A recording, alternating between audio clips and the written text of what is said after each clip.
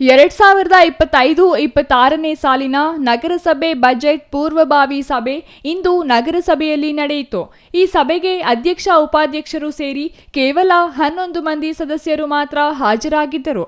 ಉಳಿದ 20 ಮಂದಿ ಸದಸ್ಯರು ಗೈರು ಹಾಜರಾಗಿದ್ದು, ವಿವಿಧ ಸಂಘ ಸಂಸ್ಥೆಗಳ ಸದಸ್ಯರು, ಸಾರ್ವಜನಿಕರು, ವ್ಯಾಪಾರಿಗಳು ಹೆಚ್ಚಿನ ಸಂಖ್ಯೆಯಲ್ಲಿ ಭಾಗವಹಿಸದಿರುವುದಕ್ಕೆ ಸದಸ್ಯರಿಂದಲೇ ಅಸಮಾಧಾನ ವ್ಯಕ್ತವಾಯಿತು.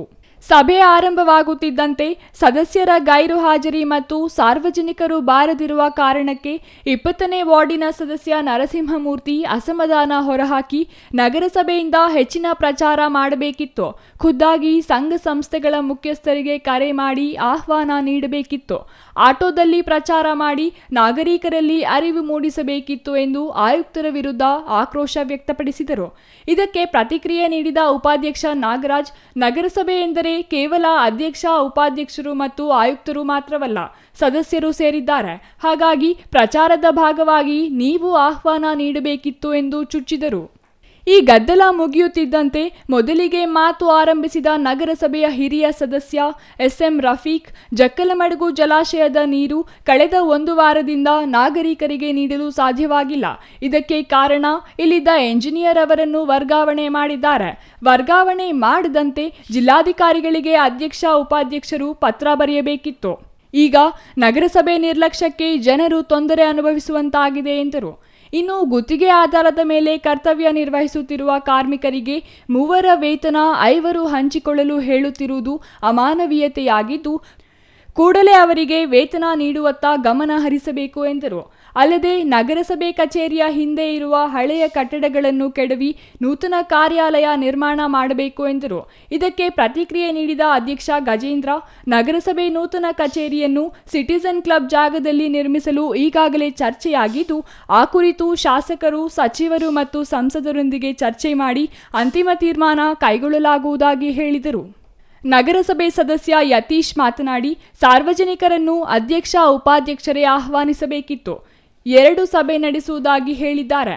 ಹಾಗಾಗಿ ಮತ್ತೊಂದು ಸಭೆಗಾದರೂ ಸಾರ್ವಜನಿಕರು ಮತ್ತು ಸದಸ್ಯರು ಹೆಚ್ಚಿನ ಸಂಖ್ಯೆಯಲ್ಲಿ ಬರುವಂತಾಗಬೇಕು ಎಂದರು. ಅಲ್ಲದೆ ಕಳೆದ ಸಾಲಿನ ಬಜೆಟ್ ಖರ್ಚು ವೆಚ್ಚದ ಮಾಹಿತಿ ನೀಡುವಂತೆ ಕೇಳಿದ ಯತೀಶ್, ಅದರಲ್ಲಿ ಕಾಮಗಾರಿಗಳನ್ನು ಮಾಡದಿರುವ ಬಗ್ಗೆ ಪರಿಶೀಲಿಸಿ ಅದಕ್ಕೆ ಕಾರಣ ಕೇಳಿ ಅಂತಹವರ ವಿರುದ್ಧ ಕ್ರಮ ಕೈಗೊಳ್ಳಬೇಕೆಂದು ಆಗ್ರಹಿಸಿದರು. ಮತ್ತೊಬ್ಬ ಸದಸ್ಯ ಮಠಮಪ್ಪ ಮಾತನಾಡಿ, 9ನೇ ವಾರ್ಡಿನಲ್ಲಿ ಯುಜಿಡಿ ಸಮಸ್ಯೆ ನಿರಂತರವಾಗಿ ಕಾಡುತ್ತಿದೆ. ಈ ಕುರಿತು ಶೀಘ್ರವಾಗಿ ಶಾಸಕರ ಗಮನಕ್ಕೆ ತಂದು ಪರಿಹರಿಸಬೇಕೆಂದು ಒತ್ತಾಯಿಸಿದರು. ಇನ್ನು ನಗರದ ಪ್ರಮುಖ ರಸ್ತೆಗಳಾದ ಗಂಗಮ್ಮಗುಡಿ ರಸ್ತೆ, ಬಜಾರ್ ರಸ್ತೆ, ಎಂಜಿ ರಸ್ತೆಗಳಲ್ಲಿ ಶೌಚಾಲಯಗಳಿಲ್ಲದೆ ಮಹಿಳೆಯರು ತೀವ್ರ ಸಮಸ್ಯೆ ಎದುರಿಸುತ್ತಿದ್ದಾರೆ. ಹಾಗಾಗಿ ಆಯಕಟ್ಟಿನ ಜಾಗಗಳಲ್ಲಿ ಶೌಚಾಲಯ ನಿರ್ಮಾಣ ಮಾಡುವ ಬಗ್ಗೆ ಬಜೆಟ್ನಲ್ಲಿ ಸೇರಿಸುವಂತೆ ಕೋರಿದರು. ಇನ್ನು ನಗರದ ಪ್ರಮುಖ ಪ್ರದೇಶಗಳ ಬಗ್ಗೆ ಮಾಹಿತಿ ನೀಡುವ ನಾಮಫಲಕಗಳಿಲ್ಲದೆ ತೀವ್ರ ಗೊಂದಲ ಉಂಟಾಗುತ್ತಿದೆ. ಹಾಗಾಗಿ ನಗರದಲ್ಲಿ ನಾಮಫಲಕ ಹಾಕುವ ಕೆಲಸವಾಗಬೇಕು. ಮುಖ್ಯವಾಗಿ ನಗರಸಭೆಗೆ ಆದಾಯ ಹೆಚ್ಚಿಸಲು, ಬಾಡಿಗೆ ಹೆಚ್ಚಿಸಲು ಕೆಲಸವಾಗಬೇಕು. ಪ್ರಮುಖವಾಗಿ ನಗರಸಭೆಯಲ್ಲಿ 267 ಹುದ್ದೆಗಳು ಇದ್ದರೆ ಅದರಲ್ಲಿ ಕೇವಲ 66 ಮಂದಿ ಮಾತ್ರ ಕರ್ತವ್ಯ ನಿರ್ವಹಿಸುತ್ತಿದ್ದಾರೆ. ಸರ್ಕಾರಕ್ಕೆ ಪತ್ರ ಬರೆದು ಹುದ್ದೆ ತುಂಬುವ ಕೆಲಸ ಮಾಡಬೇಕೆಂದು ಆಗ್ರಹಿಸಿದರು. ಇನ್ನು ಚಿಕ್ಕಬಳ್ಳಾಪುರ ನಗರದಲ್ಲಿ ಹುಡುಕಿದರೂ ಒಂದು ಮರ ಕಾಣದ ಸ್ಥಿತಿ ನಿರ್ಮಾಣವಾಗಿದೆ. ನಗರದ ವಾರ್ಡುಗಳಲ್ಲಿ ಗಿಡ ನೆಡುವ ಬಗ್ಗೆ ಗಮನ ಹರಿಸಬೇಕು. ಆ ಮೂಲಕ ಹಸಿರು ನಗರ ಮಾಡುವ ಕ್ರಮ ವಹಿಸುವಂತೆ ಒತ್ತಾಯಿಸಿದರು.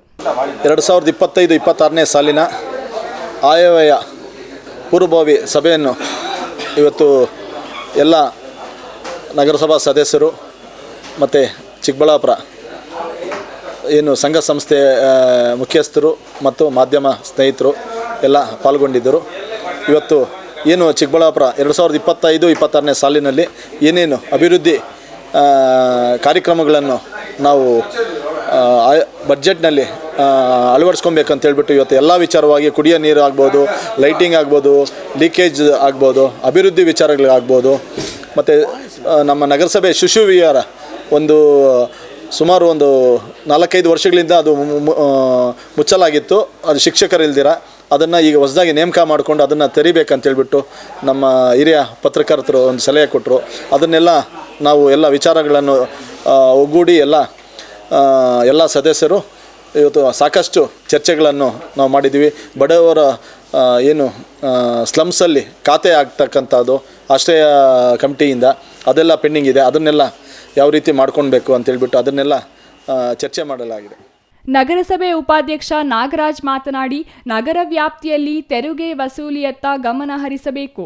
ಉದ್ಯಾನ, ರಸ್ತೆ ಅಭಿವೃದ್ಧಿಗೆ ಅಂತಾರಾಷ್ಟ್ರೀಯ ವಿಮಾನ ನಿಲ್ದಾಣದ CSR ನಿಧಿ ಪಡೆಯಲು ಅವಕಾಶವಿದ್ದು ಪತ್ರ ಬರೆದು ಅನುದಾನ ಪಡೆಯಬೇಕೆಂದು ಸಲಹೆ ನೀಡಿದರು. ಇನ್ನು ನಗರಸಭೆ ಅಂಗಡಿಗಳ ಹರಾಜು ಮಾಡಬೇಕು. ನಗರಸಭೆ ವಾಣಿಜ್ಯ ಕಟ್ಟಡಗಳಲ್ಲಿರುವ ಮೇಲಿನ ವಿಶಾಲ ಕಟ್ಟಡ PGಗೆ ನೀಡಿದರೆ ಒಳಿತು ಎಂದರು. 594 ನಿವೇಶನ ಹೊಂದಿರುವ IDSMT ಬಡಾವಣೆ ರಸ್ತೆಗಳ ಅಭಿವೃದ್ಧಿಯಾಗಬೇಕು. ಶಾಂತಿಧಾಮ ವಾಹನ ಖರೀದಿ ಮಾಡಬೇಕು. ಮುಂದಿನ ಸಭೆಯಲ್ಲಿ ಸಂಘ ಸಂಸ್ಥೆಗಳಿಗೆ ಆಹ್ವಾನ ಮಾಡಿ ಸಲಹೆ ಸೂಚನೆ ಪಡೆಯಲಾಗುವುದು ಎಂದರು. ಸುಮಾರು ಏನು ನಗರಸಭೆಗೆ ಆದಾಯ ಹೆಚ್ಚಿಸುವಂಥ ನಿಟ್ಟಲ್ಲಿ ಹಲವಾರು ಅಂಗಡಿಗಳ ಮಾಳಿಗೆಗಳ ನಗರಸಭೆಯಿಂದ ಏನು ಕುಂಠಿತ ಆಗಿದೆ, ಸಂಪನ್ಮೂಲ ಬರೋವಂಥದ್ದನ್ನು ಅದ್ರ ಬಗ್ಗೆ ಭಾಳ ಹೆಚ್ಚು ವಿಚಾರ ಆಯಿತು. ಅದೇ ರೀತಿ 48 ಅಂಗಡಿಗಳೇನಿತ್ತು ಆ ವಿಚಾರನೂ ಭಾಳ ಅಚ್ಚುಕಟ್ಟಾಗಿ ಚರ್ಚೆ ನಡೀತು. ಅದನ್ನು ಒಂದು ಮಹಿಳಾ PG ಮಾಡೋ ಅಂಥದ್ದನ್ನು, ಅದೇ ರೀತಿ ಒಂದು ಕೃಷ್ಣ ಡಾಕ್ಸ್ ಹತ್ರ ಏನಿದೆ ಅದು ಕೂಡ 2 ಹಾಲ್ ಇದೆ, ಅದನ್ನು ಕೂಡ PG ಮಾಡಬೇಕು, ಸಂಪನ್ಮೂಲ ಹೆಚ್ಚು ಬರುತ್ತೆ ಅಂಥೇಳಿ ಅದ್ರ ಬಗ್ಗೆನೂ ಭಾಳ ಚರ್ಚೆ ನಡೀತು. ಅದೇ ರೀತಿ ಇನ್ನು MG ರಸ್ತೆಯಲ್ಲಿ ಸುಮಾರು ಕೋಟ್ಯಾಂತರ ರೂಪಾಯಿ ಬೆಳೆ ಬಾಳುವಂತಹ ಒಂದು ನಗರಸಭೆ ಆಸ್ತಿ ಬಗ್ಗೆನೂ ಭಾಳ ಅಚ್ಚುಕಟ್ಟಾಗಿ ಚರ್ಚೆ ನಡೀತು. BB ರಸ್ತೆಯಲ್ಲಿ ಒಂದು ಆಸ್ತಿ ಬಗ್ಗೆನೂ ಚರ್ಚೆ ನಡೀತು. ನಗರಸಭೆ ಹೊಸ ನಗರಸಭಾ ಮಾಡಬೇಕು ಅಂತೇಳಿ ಏನು ಹಲವಾರು ವರ್ಷಗಳಿಂದ ಏನು 2 ಕೋಟಿ ಅನುದಾನ ಏನು ಅಭಿವೃದ್ಧಿ ಆಗದಿರ ಇತ್ತು ಅದ್ರ ಬಗ್ಗೆನೂ ಬಹಳಷ್ಟು ಜನ ಸೂಕ್ತವಾದ ಸಲಹೆ ಸೂಚನೆಗಳನ್ನು ಕೊಟ್ಟಿದ್ದಾರೆ. ಅದು ಸಿಟಿಜನ್ ಕ್ಲಬ್ ಸುಮಾರು ಇದುವರೆಗೂ ಒಂದು 5 ಕೋಟಿಗಿಂತ ಹೆಚ್ಚು ವೆಚ್ಚ ಆಗಿದೆ. ಈ ವೇಳೆ ಮಧ್ಯಪ್ರವೇಶ ಮಾಡಿದ ನರಸಿಂಹಮೂರ್ತಿ, ಸಭೆಯಲ್ಲಿ ಮಾತನಾಡುವುದಕ್ಕೆ ಮಾತ್ರ ಅಭಿವೃದ್ಧಿ ಸೀಮಿತವಾಗಿದೆ. ಬೀದಿ ದೀಪಗಳ ಟೆಂಡರ್ ಅವಧಿ ಮುಗಿದು 1 ವರ್ಷ ಆದರೂ ಮರು ಟೆಂಡರ್ ಆಗಿಲ್ಲ ಎಂದಾಗ ರಫೀಕ್ ಮಧ್ಯಪ್ರವೇಶ ಮಾಡಿ ಬಜೆಟ್ ಬಗ್ಗೆ ಮಾತನಾಡಿ ಎಂದರು. ಇದರಿಂದ ಕುಪಿತಗೊಂಡ ನರಸಿಂಹಮೂರ್ತಿ, ನಿಮ್ಮ ಮತ್ತು ಗುತ್ತಿಗೆದಾರರ ನಡುವಿನ ವ್ಯವಹಾರ ಗೊತ್ತಿದೆ ಎಂದು ತಿರುಗೇಟು ನೀಡಿದರು. ಈ ವೇಳೆ ರಫೀಕ್ ಮತ್ತು ನರಸಿಂಹಮೂರ್ತಿ ನಡುವೆ ಮಾತಿನ ಚಕಮಕಿ ನಡೆಯಿತು. ಕೂಡಲೇ ಮಧ್ಯಪ್ರವೇಶ ಮಾಡಿದ ಪೌರಾಯುಕ್ತ ಮನ್ಸೂರ್ ಅಲಿ ಅವರು ಬೀದಿ ದೀಪಗಳ ಟೆಂಡರ್ ತಡವಾಗಿರುವುದನ್ನು ಒಪ್ಪಿಕೊಂಡು ಶೀಘ್ರದಲ್ಲಿಯೇ ಮರು ಟೆಂಡರ್ ಕರೆಯುವುದಾಗಿ ಹೇಳಿದರು. ಇದರಿಂದ ಪರಿಸ್ಥಿತಿ ತಿಳಿಯಾಯಿತು. ಸದಸ್ಯ ಅಂಬರೀಶ್ ಮಾತನಾಡಿ, ನಗರದಲ್ಲಿ ಖಾತೆ ಅದಾಲತ್ ಮಾಡಲು ಸಲಹೆ ನೀಡಿದರು. ಅಲ್ಲದೆ ಹೊರಗುತ್ತಿಗೆ ನಾಗರಿಕರಿಗೆ ವೇತನ ಪಾವತಿಸಬೇಕು.